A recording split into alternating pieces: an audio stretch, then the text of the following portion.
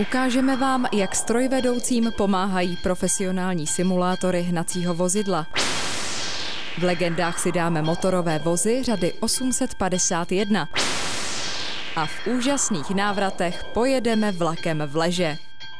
Je právě tolik, kolik je, a na vašich obrazovkách a monitorech právě začíná nové vydání magazínu Pozor vlak. Tu první větu je právě tolik, kolik je, tu jsem neřekl jenom tak, tu jsem řekl záměrně, protože první reportáž je o tom, jak se ještě docela nedávno na dráze řídil čas. A jde o tip vás, fanoušků tohoto pořadu, za což moc děkujeme, a podobně kvalitní tipy samozřejmě pište na e-mail pozorvlak@azd.cz.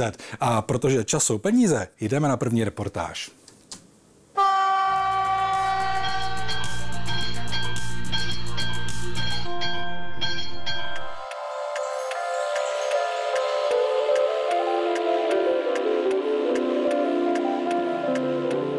Vítejte v chebském království hodin Roberta Marxe, který nám umožnil natočit nádhernou a technicky zajímavou reportáž.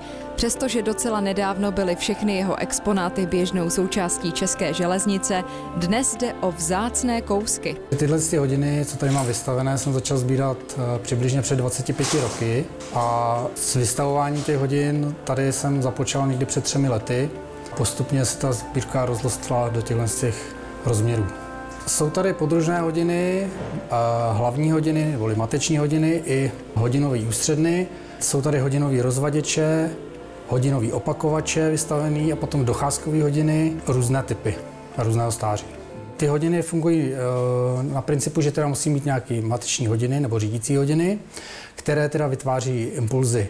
U nás jako firma Elektročas jsou to polarizované impulzy, to znamená, jednou přijde ten impuls v polaritě plus minus, a v druhém impulzu přijde minus plus. V těch malých stanicích byly malé mateční hodiny, které třeba řídily jenom 10 podružných hodin. V těch větších stanicích potom to byly hodinové ústředny, které potom ovládaly víc větví a na těch větvích potom byly podružné hodiny. My v Chebu jsme měli hodinovou ústřednu, ze které jsme vysílali hodinové impulzy na trať z Chebu na Plzeň, Cheb Karlovy Vary a Cheb Aš. V každé potom té stanici na té trati bylo opakovací relé, které přijalo ty impulzy od nás z Chebu, zesílilo je a řídilo s nimi podružné hodiny v té stanici. Když došlo k závadě na tom kabelu a ty impulzy z Chebu nedorazily, tak v té stanici byly záložní mateční hodiny a došlo k přepnutí na tyhle záložní hodiny a potom v té stanici se ty impulzy řídily těmi záložními hodinami. Toto je hodinový linkový rozvaděč z Masarykovo nádraží z Prahy. Je to asi můj nejstarší exponát hodinového linkového rozvaděče. Na těchto rozpojovacích ježcích byly vyvedeny hodiny. Tady je popis venkovní hodiny, vnitřní hodiny. Na budíku je vidět napětí 24 V a tady miliampery ukazovaly výchylku při impulzu. Je to všechno ve funkčním stavu, ještě je zde i dochovaný originál návod na ovládání. Následníkem toho dřevěného linkového hodinového rozvaděče je tento plechový.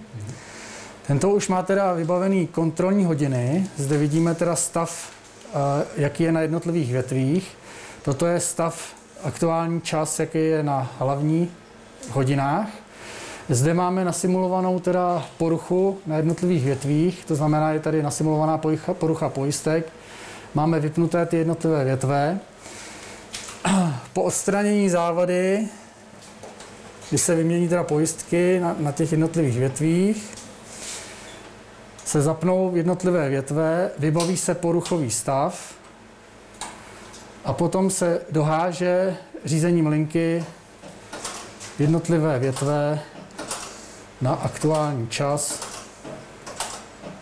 Tyto hodiny od Chronotechny jsou jedny taky z mých nejstarších exponátů zde, z roku 1953.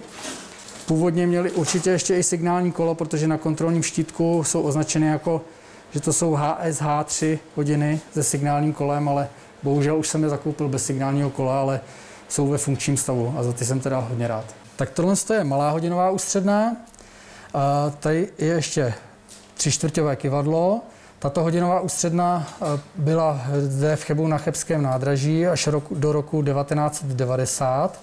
a poté byla zdemontována a nahrazena hodinovou ústřednou EH40 a tato ústředna byla převezena do Mariánských Lázních, kde byla v provozu až do roku 2010, kde potom byla zdemontovaná a vyřazená z provozu. 3hodinové ústředny, 13 hlavních hodin, přes 70 podružných, od chronotechny, elektročasu, pragotronu a dalších najdete plně funkční ve sbírce Roberta Marxe.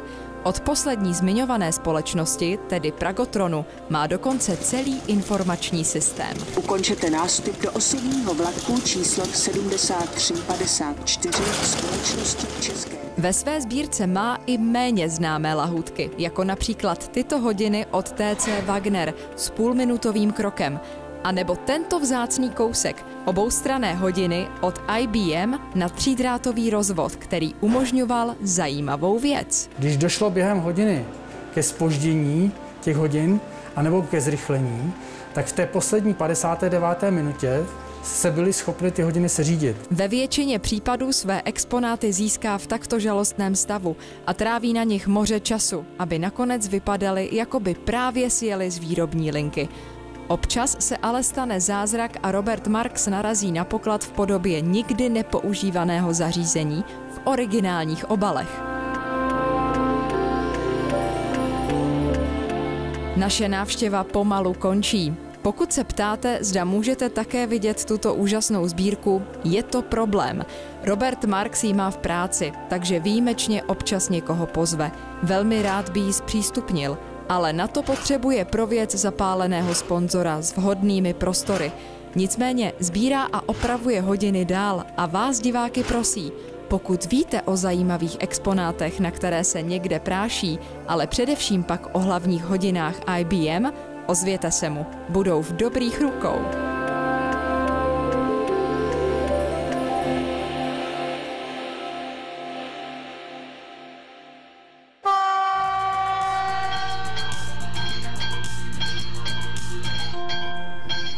Je tu expresní přehled událostí na železnici. Tuzemští dopravci loni přepravili přes 194 milionů cestujících, tedy o téměř 2,5% více, než tomu bylo v roce 2018.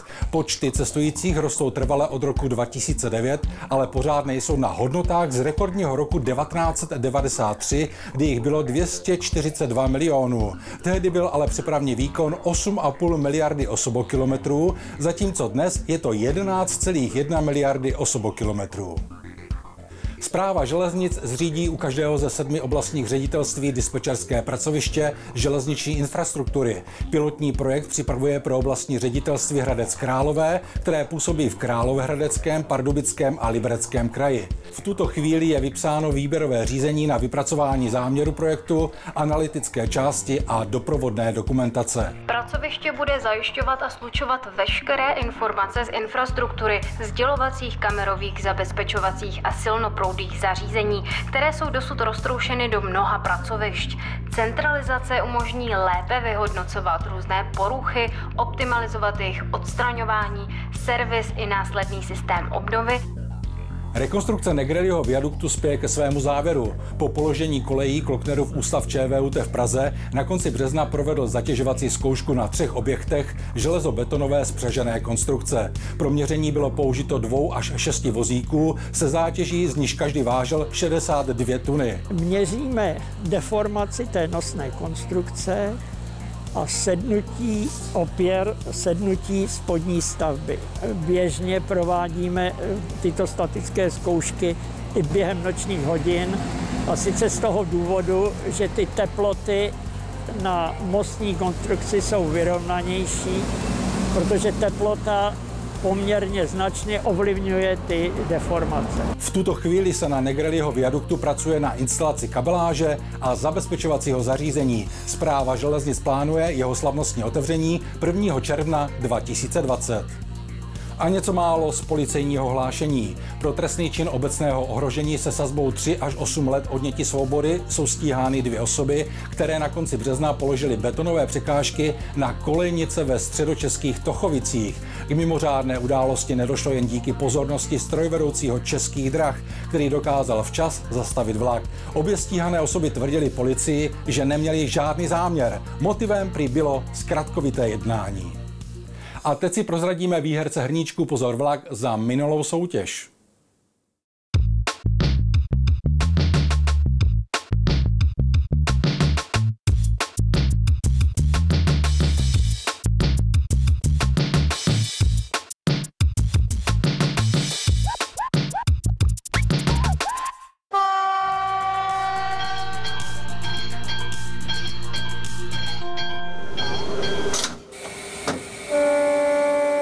Když na začátku dubna loňského roku České dráhy představovaly v České Třebové první simulátor hnacího vozidla, šlo o akci, která silně zajímala novináře.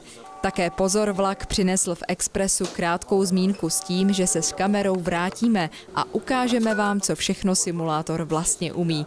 Tentokrát jsme zavítali do Prahy Vršovic, kde České dráhy mají druhý simulátor. Umíme v něm nasimulovat všechny situace, které mohou nastat na tratích v České republice. Ať to jsou tratě jednokolejné, dvoukolejné, tříkolejné, ať to jsou tratě elektrifikované či neelektrifikované, ať to jsou tratě vybavené autoblokem nebo hradlovým zabezpečovacím zařízením.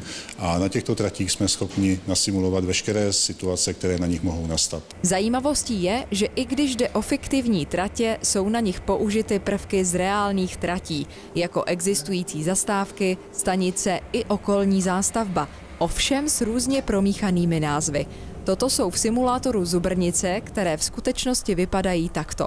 Ovšem scénáře situací jsou naprosto reálné příběhy, které byly zjištěny při kontrolní činnosti výkonu práce strojvedoucích, a nebo se odehrály coby mimořádné události. Aktuálně je to zejména komunikace po radiostanici, dodržování nejvyšší dovolené rychlosti u návěstidel při jízdě na přivolávací návěst. Je to chování při ztrátě napětí v troleji a tak dále a tak dále. Při tvorbě scénáře můžeme zvolit druh vozidla, můžeme zvolit délku soupravy, můžeme zvolit typ použité radiostanice, typ vlakového zabezpečovače.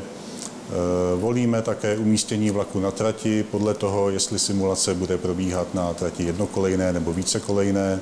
Můžeme nastavit prostředí, můžeme nastavit denní či noční dobu a spoustu dalších prvků v simulaci. Dost vysvětlování. Pojďme se svést z Kunětic do Zubrnic, kde budeme řešit několik situací, se kterými se strojvedoucí mohou běžně setkat. Výpravčí Kunětice na příjmu. A zde strojvedoucí vlak 1225. To nevidím na odjezdové návěstidlo v Kuněticích. Dobře, rozumím. Vlak 1225 v Kuněticích ze třetí koleje do Zubrnic odjezd. Já tomu rozumím, vlak 1225. V Kuněticích ze třetí koleje do Zubrnic odjezd. Děkuji. Konec. Souhlas odjezdu. Skutečně je všechno funkční, dá se reálně komunikovat stejně jako v reálném provozu. Máme 2 druhy radiostanic, máme 3 druhy zabezpečovacích zařízení nebo zabezpečovačů, jsou možné jakékoliv kombinace a ovládání těch radiostanic a těch zabezpečovačů je naprosto shodné jako na reálných vozidlech a v reálném provozu, včetně té komunikace. Takže blížíme se k radiovníku, kde budeme přepínat nebo přelaďovat radiostanici.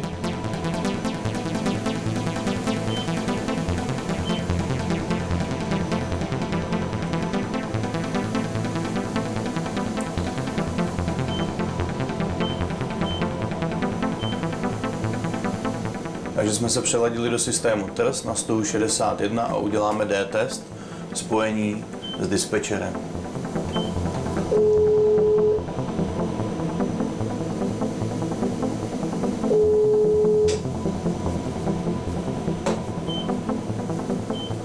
D-test jsme ukončili a pokračujeme v jízdě. Na návěstidle nám kmitá bílé světlo, to znamená, že to je přivolávací návěst a že kolem toho návěstidla můžeme pokračovat v jízdě. Na zastávce, tady je zastávka na znamení, cestující tady nejsou, my jsme žádný signál nedostali, takže můžeme pokračovat bez zastavení.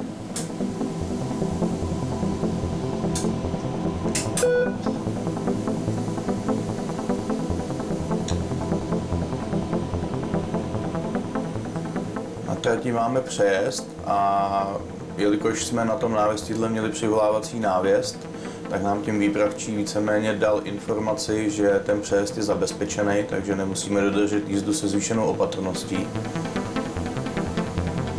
Na vlakovém zabezpečovači se nám rozsvítilo žluté světlo, což znamená, že na dalším návěstidle očekáváme snížení rychlosti. Máme tam na předvěstí návěst očekávejte rychlost 80.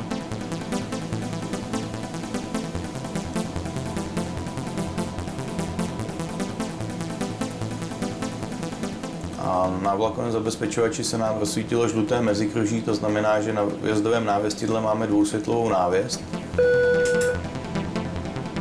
Máme tam tedy návěst rychlost 80 a výstraha.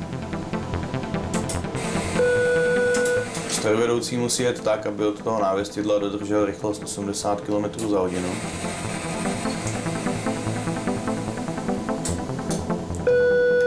A za vjezdovém návěstidlem máme návěst tahněte sběrač. Tady je návěst zvedněte sběrač, takže tady můžeme sběrač opět zvednout a můžeme dojet do stanice Zubrnice. První pocity, tak je to jiný než skutečnost, ale dá se říct, že se to k tomu i hodně přibližuje. Dobré na tom je samozřejmě to, že si tam člověk může nasimulovat, vyzkoušet všechny věci, s kterými se v běžném provozu nesetká. Je lepší, než aby udělali problém na trati, tak je lepší udělat problém na simulátoru s tím, že i ten zkoušející orgán řekne, že prostě se to mají doučit a pak je tam to menší riziko toho, že to udělají ve skutečnosti. Strojvedoucí chodí po dvojicích a dvojice zde stráví 2 hodiny. Vždy jeden strojvedoucí bude v kabině simulátoru provádět tu jízdu, druhý strojvedoucí bude tady sedět tady u toho stolu, bude sledovat svého kolegu, potom si role vymění a na závěr proběhne vyhodnocení těch jízd s instruktorem na simulátoru. Vy jste říkal, že ta jízda trvá vlastně 25 až 30 minut. Je to dostatečný čas? Mi přijde 25-30 minut docela málo. Podle našich zkušeností je to čas dostatečný. My jsme schopni v tomhletom časovém úseku naprogramovat několik situací, které musí ten strojvedoucí potom řešit. Tyto situace by pak strojvedoucí v reálném provozu potkával během několika týdnů, možná i roků. Pojďme si tedy projít některé z vážnějších situací, které strojvedoucí při jízdě na simulátoru řeší. Ztratili jsme kód, takže teď strojvedoucí musí upravit jízdu tak, protože jede jízdou podle rozhledových poměrů, což je na širé trati rychlost maximálně 100 km za hodinu. Ale samozřejmě je lepší jet s rychlostí nižší, protože musí zastavit před případnou překážkou a před stejným směrem jedoucími vozidly. Takže skočila nám porucha sběrače, strojvedoucí musí okamžitě zahájit rychločinné brzdění tak, aby s vlakem zastavil v co nejkratší možné době. Nouzové otevření dveří, opět strojvedoucí reaguje, musí zastavit na nejbližším vhodném místě. Takže cestující aktivovali záchrannou brzdu a strojvedoucí, když se bude nacházet v úseku, kde nejde zastavit, tak překlene tu záchrannou brzdu a oznámí: vážení cestující, bylo použito přemostění záchranné brzdy, zastavíme na nejbližším vhodném místě. Takže máme požár, strojvedoucí zase musí okamžitě zastavit. Vidíme hořící vlak. Jehož strojvedoucí nám tam dal návěst, zastavte všemi prostředky. Takže strojvedoucí musí udělat všechno pro to, aby v co nejbližším čase zastavil a použije rychločinné brzdění. Přestože se část strojvedoucích obává jízdy na simulátoru, podle pracovníků oddělení vzdělávání Českých drah se nikdo bát nemusí. Nejde totiž o represi, ale o formu výuky, při níž si strojvedoucí odzkouší rutinní postupy, ale také řešení závažných situací. Když zazmatkují, lektoři jim vysvětlí, v čem přesně chybovali a ukážou správný postup. A aby měli podobné jízdy smysl, vedení Českých drah chce, aby se noví i současní strojvedoucí zúčastnili výcviku minimálně jednou ročně.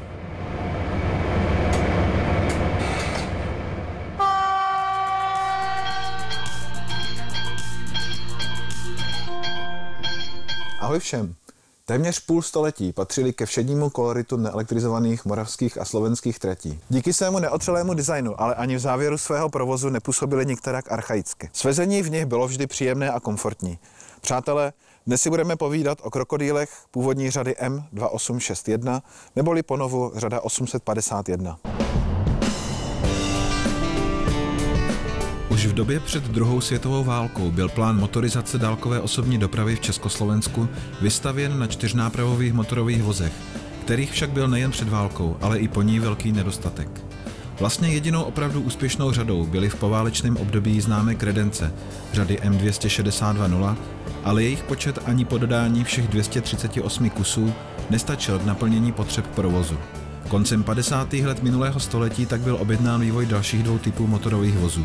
Menších lehkých singrovek, pozdější řady M240.0 a právě rychlíkových vozů, na které se zaměřujeme v dnešním díle Legend, krokodýlů. Ti byli sériově dodáváni jako řady M286.0 a 1.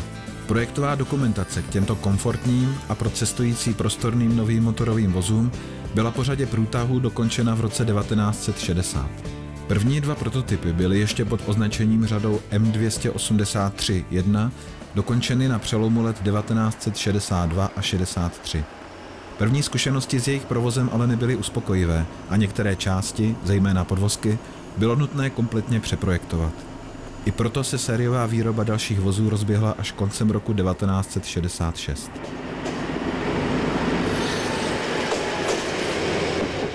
Po technické stránce je krokodýl 4nápravovým motorovým vozem se samonosnou skříní a hnacím agregátem umístěným ve strojovně. Vůz má průchozí kabiny pro obsluhu na obou koncích, jeden velkoprostorový oddíl pro cestující a zavazadlový oddíl, na který navazuje už zmíněná strojovna.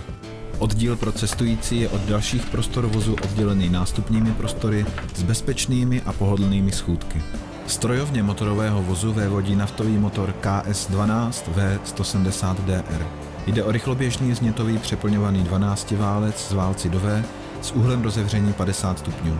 Z motoru se kroutící moment přenáší prostřednictvím kardanových řídelí na hydrodynamickou převodovku, uloženou pod podlahou zavazadlového oddílu vozu, a z ní pak dále na nápravové převodovky předního podvozku, ve kterém jsou poháněny obě nápravy.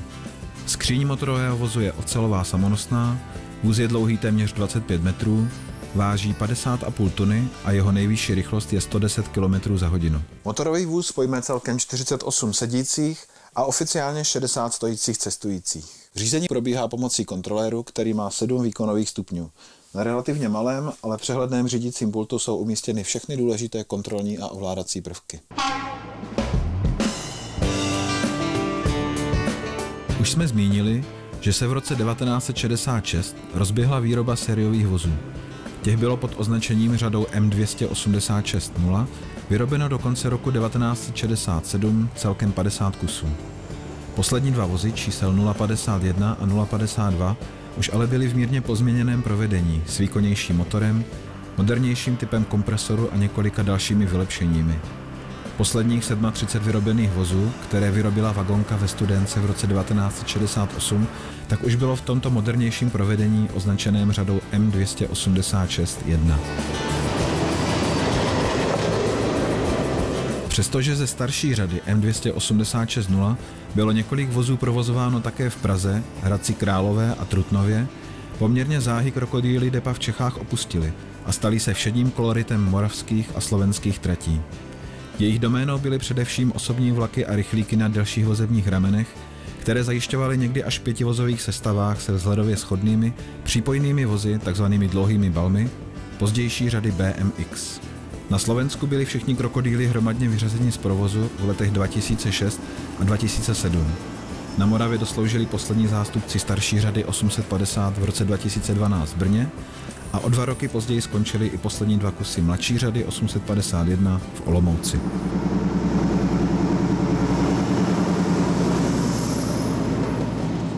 Dnes jsme si společně představili teprve nedávno zprovozněný historický motorový vůz 851 005, který patří společnosti Moravská železniční.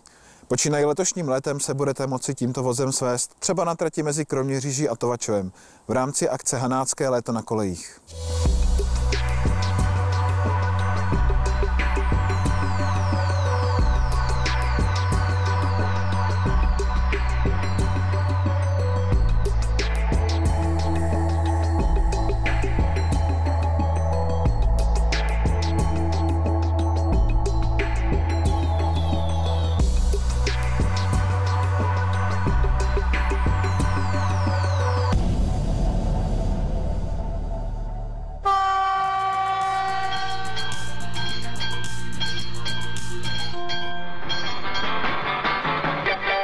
Železniční doprava patří k nejlevnějším a nejpohodlnějším způsobům cestování.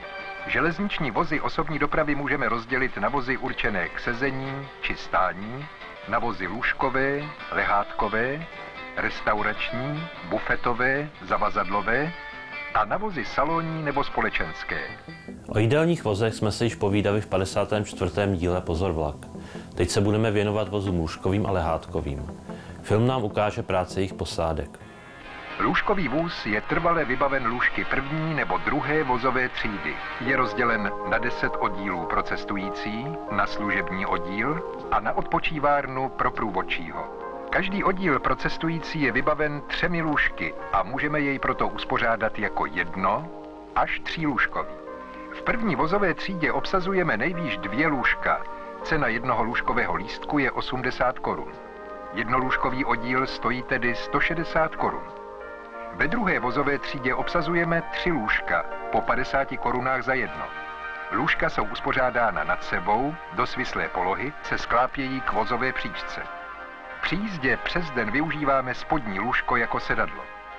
Každý oddíl je vybaven mycím stolem se sklopnou stolní deskou, zrcadlovou skřínkou, žebříkem,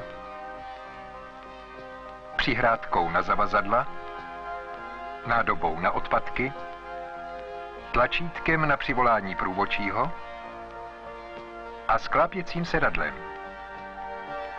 Služební oddíl je vybaven dřezem na nádobí, propan-butanovým vařičem, elektrickou chladničkou a skřínkou přivolávacího zařízení. Lůžkový vůz má zásobování teplou, studenou i pitnou vodou. Pitná voda je vyvedena do služebního oddílu. Podnik jídelní a lůžkové vozy v době natáčení disponoval více než 560 vozy, z toho 179 lůžkovými, 280 lehátkovými a 20 bufetovými. Ve filmu jsme viděli značení vozu. Podle písmen VL jde o vůz lůžkový, první a druhé třídy. To zase říkají písmena A a B. Je delší než 24 metrů, jak praví malé M, a mohou mu být vyměněny podvozky na široký rozchod 1524 mm. To zase říká malé V. Stejně jako většinu osobních vozů dodávala lůžkové a lehátkové vozy v 70. a 80. letech vagonka v Saském Budyšíně. Lehátkový vůz má 9 oddílů pro cestující a 1 oddíl služební. Denní uspořádání oddílu pro cestující tvoří na každé straně pevná sedadla pro 4 osoby a společná opěra zad, která je sklopná a v nočním uspořádání oddílu slouží jako spodní lehátko. Střední a horní lehátka jsou upevněna na obou příčkách a na stěně chodby. V lehátkovém voze obsazujeme ve vnitrostátní dopravě v jednom oddílu nejvýš 5 lehátek. 1 lehátkový lístek stojí 30 korun. Služební oddíl má sedadlo, sklopný stolek,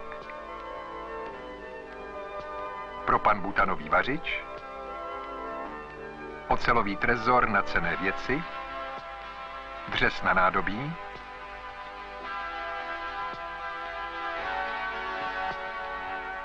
a chladničku. Na každém konci vozu je jednotný systém zásobování vodou pro umývárnu ABC.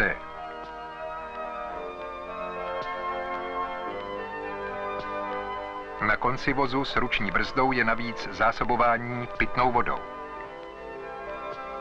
Na opačném konci vozu je zařízení pro obsluhu teplovzdušného vytápění, osvětlení, větrání a podobně. V lůžkových a lehátkových vozech poskytuje služby cestujícím průvodčí lůžkových a lehátkových vozů. Jako průvodčí osobních vlaků musí složit odbornou zkoušku číslo 10, rozšířenou o znalosti směrnic a předpisů JLV. Tento film vznikl pravděpodobně kvůli nedostatku zaměstnanců podniku jídelní a lůžkové vozy. Díky chybějícím lidem na některých vlacích vozy vůbec nevyjeli. V létě by provoz vůbec nebyl možný bez brigádníků. Zaměstnání to bylo v případě zahraničních relací relativně lukrativní, ale musíme si uvědomit, že průvodčí hradil ze svého ztracená povlečení i příbory.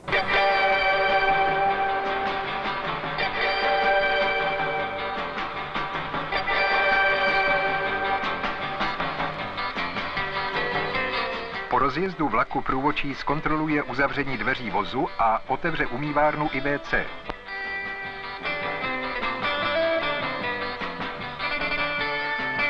Po rozjezdu rozdává také průvodčí lehátkového vozu lůžkoviny.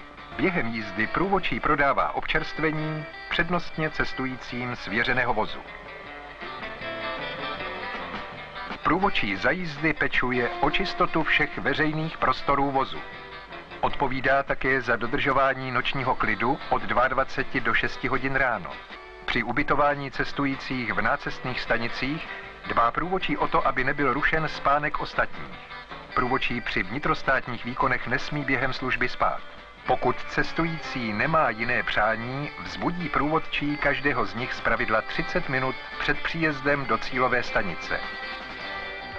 Po vystoupení cestujících v domovské stanici zajistí průvodčí stažení ložního prádla a zbylé konzumace. Zkontroluje čistotu vozu a jeho zařízení, zjištěné závady zapíše do hlášenky vozových závad. Nejpozději 120 minut po dojezdu do domovské stanice se průvodčí dostaví do kontrolní kanceláře k ukončení služby. Službu ukončí předáním klíčů a dokladů, včetně vyúčtování tržby. Práce v lůžkových, lehátkových a restauračních vozech je službou cestujícím i reprezentací ČSD. Proto je tato služba nejen náročná a těžká, ale také velmi záslužná. Vybavení vozů bylo, jak už to na dráze bývá, přesně předepsáno vyhláškou Mezinárodní železniční unie. Tak je tomu ostatně dodnes. V příštích návratech koukneme na křižovatky silnic a tratí, na přejezdy.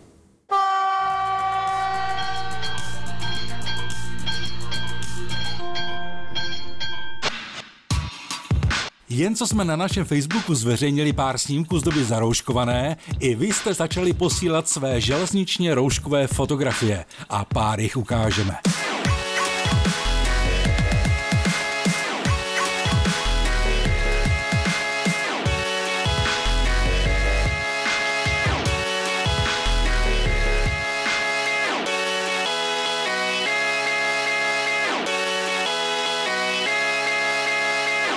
Uteklo to dnes jako voda a my v závěru samozřejmě pro vás máme soutěž. Budeme hrát o 3 tyto hrníčky magazínu Pozor vlak a ptáme se na otázku, ve kterých městech jsou umístěny simulátory českých drah. Pokud víte správnou odpověď, pak ji pište na adresy uvedené na obrazovce a to do 15. května 2020. Mějte se krásně, opatrujte se a železnici zdar.